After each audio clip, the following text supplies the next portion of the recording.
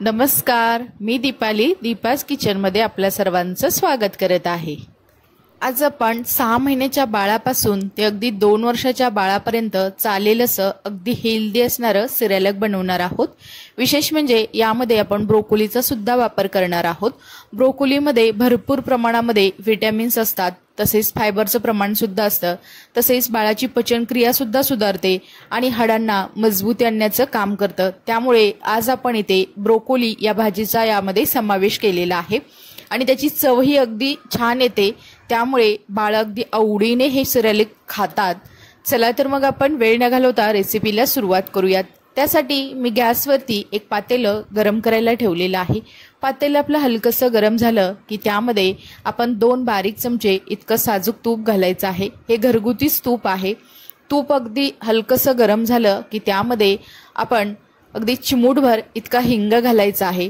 हिंगामुळे पचन क्रिया चांगली सुधारते आणि डायजेशन सुद्धा चांगलं होतं। त्यामुळे आपण आज इथे हिंगाचा वापर केलेला आहे।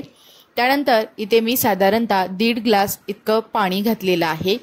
पाणी घातल्यानंतर यामध्ये आपण स्वच्छ अशी निवडून आणि स्वच्छ धुवून घेतलेली ब्रोकोली घालायची आहे। त्यानंतर त्याला चमच्याच्या साहाय्याने अगदी व्यवस्थित असं आपण हलवून घेऊयात। तसेच यामध्ये आपण 1 चमचा इतकी सिरॅलक पावडर घालणार आहोत। तर ही सिरॅलक पावडर मी इंद्रायणी तांदूळ, मसूर डाळ, तसेच मूग डाळ आणि नाचणी किंवा त्याला आपण रागी म्हणू शकता त्याचा वापर करून ही सिरॅलक पावडर बनवलेली आहे। याची रेसिपी मी तुम्हाला लवकरच शेअर करेल। तर यामध्ये भरपूर प्रमाणामध्ये विटॅमिन्स, प्रोटीन्स असतात। त्यामुळे हे डाळ आणि तांदळाचं सिरॅलक सुद्धा अगदी पौष्टिक आहे। त्यामुळे बाळाची तब्येत सुद्धा चांगली सुधारते। तसेच नाचणी उन्हाळ्यामध्ये खाल्ल्यामुळे बाळाचे शरीर हायड्रेट राहण्यास मदत होते आणि हाडांना सुद्धा चांगली बळकटी येते। त्यामुळे यामध्ये आपण नाचणीचा सुद्धा वापर केलेला आहे आणि मसूर डाळीमध्ये सुद्धा भरपूर प्रमाणामध्ये विटॅमिन्स असतात। त्यामुळे आपण यामध्ये मसूर डाळ तसेच मूग डाळ सुद्धा वापरलेली आहे। आता आपण हे असंच अगदी मध्यम गॅसवरती अगदी 10 मिनिटाकरता आपण शिजवून घेणार आहोत। यामध्ये तुम्ही ब्रोकोली या भाजीऐवजी तुम्ही यामध्ये बीट सुद्धा घालू शकता। अशा अनेक वेगवेगळ्या भाज्या वापरून हे तुम्ही अगदी पौष्टिक असं सिरॅलिक तुमच्या बाळासाठी बनवू शकता।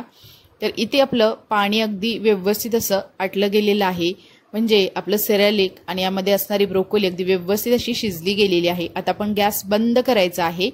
तुम्ही ते बघू शकता, हे असं अगदी घट्टसर थोडंसं झालेलं आहे। त्यानंतर याला आपण असंच थोडंसं थंड करून घेऊयात। तर इथे आपलं हे सिरॅलिक थंड झालेलं आहे। आता याला मिक्सरच्या भांड्यामध्ये घ्यायचं आहे आणि आपण याला मिक्सरमध्ये घेऊन अगदी बारीक अशी याची पेस्ट बनवून घेणार आहोत। तर ब्रोकोली हे पचनासाठी सुद्धा खूप चांगली आहे, तसेच चवीला सुद्धा अगदी मस्त लागते। त्यामुळे बाळ अगदी आवडीने हे सिरॅलिक खातात। तुम्ही सुद्धा या पद्धतीने हे सिरॅलिक नक्की बनवून बघा।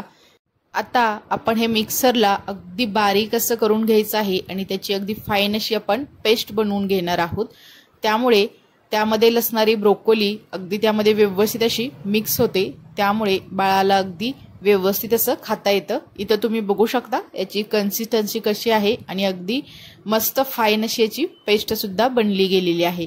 इथे आपलं अगदी हेल्दी असणारं सिरॅलिक बनवून तयार आहे।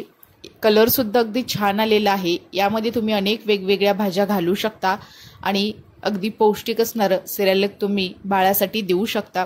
वरून आपण थोडंसं यावरती तूप घालायचं आहे। बाळाला कोणताही पदार्थ देताना जर तूप आपण त्याचा वापर करायचा आहे, त्यामुळे ते पचनाला अगदी सोयीस्कर होतं। तूप घातल्यानंतर थोडंसं आपण याला मिक्स करून घेऊयात। इथे आपलं अगदी पौष्टिक असणारं एकदम टेस्टी असं सिरॅलिक बनवून झालेलं आहे। ही रेसिपी तुम्हाला कशी वाटली हे मला नक्की कमेंट्समध्ये सांगा। रेसिपी आवडली असेल तर दीपास किचन या यूट्यूब चॅनलला लाईक, शेअर आणि सबस्क्राईब करा आणि शेजारील बेल आयकॉनवरती क्लिक सुद्धा करा, कारण तुम्हाला अशा छान छान रेसिपी पाहायला मिळतील। नंतर भेटूया आपण अशाच एका रेसिपी सोबत। तोपर्यंत सर्वांना धन्यवाद।